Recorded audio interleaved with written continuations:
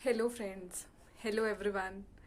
मैं आज आपके सामने एक ऐसी वीडियो लेकर आई हूँ, एक ऐसी स्टोरी लेकर आई हूँ जिसको सुनने के बाद शायद आपको लगे कि हाँ, जैसा भी भगवान ने बनाया है, जैसा भी इस प्रकृति ने या कुदरत ने बनाया है, हमें उसी में ही खुश रहना चाहिए। तो फ्रेंड्स, मैं आपको यहाँ पे एक छोटी सी स्टोरी बताऊंगी जो बहुत साल पहले मेरे पिताजी ने मेरे साथ शेयर की थी। और वो स्टोरी है कि एक छोटा बच्चा होता है जो कि समुद्र के किनारे बैठा होता है, सुनता रहता है कि लहरों की आवाज़ आ रही है, पानी आ रहा है और उसके साथ वाले बच्चे खेल रहे हैं समुद्र के किनारे। उस बच्चे की आंखों की रोशनी नहीं होती है, तो इसी वजह से वो परेशान होकर ये सोचता रहता है कि क्यों मुझे भी भगवान ने औरों की तरह नहीं बनाया। और जो बच्चे वहाँ पे खेल रहे होते हैं उसके साथ, वो भी यही सोचते हैं कि काश भगवान अगर इसको आंखों की रोशनी देता तो ये हमारे साथ खेल पाता। अब यहाँ पे एक छोटा सा ट्विस्ट है फ्रेंड्स। अब ये सारी सिचुएशन को शिव जी और पार्वती दोनों देख रहे हैं कि वो छोटा जो बच्चा है उसकी आंखों की रोशनी नहीं है और वो समुद्र के किनारे अकेला बैठा है। जब इस सारी दृश्य को माता पार्वती देखती हैं तो वो शिव से पूछती हैं कि आप तो सारे जग का कल्याण करते हैं, तो आपने इस बच्चे की आंखों की रोशनी को दिया क्यों नहीं हुआ है? ये बच्चा देख क्यों नहीं सकता? आप तो कुछ भी कर सकते हैं, आप इसको ये वरदान दे दीजिए कि आंखों से देख सके।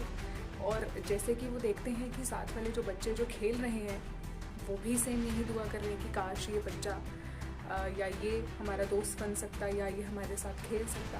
अब इसी बीच क्या होता है, शिव भगवान माता पार्वती से कहते हैं कि अगर इस बच्चे की आंखों की रोशनी नहीं है तो इसमें भी जग का कल्याण है। तो माता पार्वती पूछती हैं कि क्यों? तो शिव कहते हैं कि मैं अभी तुम्हें एक छोटी सी चीज़ दिखाता हूँ। शिव क्या करते हैं, 1-2 दिनों के बाद उसको आंखों की रोशनी वापस कर देते हैं। अब 2-3 दिनों बाद क्या होता है कि वही बच्चा जो बहुत दिन पहले बहुत ही मासूम सा बन के बैठा था, बहुत ही शांत होकर बैठा था, ये सोच रहा था कि काश मेरी आंखों की रोशनी होती तो मैं खेल पाता और बच्चों के साथ। यहाँ पे चीज़ बहुत ही ज़्यादा अचंभित होती है कि जब उस बच्चे की आंखों की रोशनी वापस आ जाती है तो जितने भी बच्चे वहाँ पे खेल रहे होते हैं समुद्र के किनारे, वो उन सभी बच्चों को समुद्र में डुबोना शुरू कर देता है। अब इसी बीच भगवान जो शिव हैं वो माता पार्वती से कहते हैं कि तुमने देखा कि तुम कह रही थी कि अगर मैं इस बच्चे को आंखों की रोशनी दे देता हूँ, मैं इस बच्चे को वो वरदान दे देता हूँ ताकि ये भी जग देख सके, ये भी प्रकृति को देख सके, तो तुम्हारे कहने पे मैंने बिल्कुल वैसा किया। लेकिन तुम देखो कि ये बच्चा जो है वो क्या कर रहा है, ये जितने भी वहाँ पे बच्चे हैं उनको पानी में डुबो रहा है। तो इस कहानी को सुनने के बाद हम लोगों को ये सीख मिलती है कि आप अपनी तरफ से किसी के लिए भी जितना मर्जी अच्छा करने की कोशिश क्यों ना कर लें, लेकिन अगर भगवान ने, अगर उस प्रकृति के नियमों ने आपके साथ उस लेवल तक की, उस जगह तक की चीज़ों को एक नियमित रूप से सिर्फ छोटा सा ही निर्माणित किया हुआ है, तो शायद इसमें भगवान की बहुत बड़ी रज़ा होती है।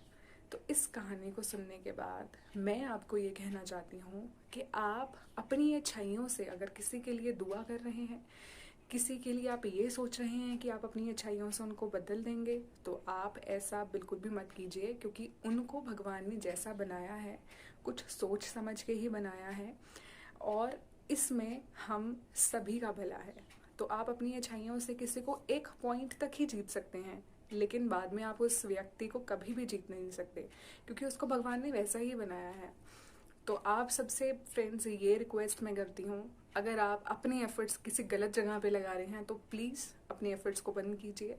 किसी ऐसी जगह पे आप अपने एफर्ट्स लगाइए जहाँ से वो फ्रूटफुल हों, ना कि वो वहाँ से आपको एक जैसे कि अगर हम किसी को कुछ भी एडवाइस करते हैं तो समटाइम्स हमें रियलाइज़ हो जाता है कि अरे नहीं, ये तो हमारी जड़ें काटने वाली बात कर रहा है। तो यहाँ पे इस कहानी का मॉडल सिर्फ इतना ही था। Thank you.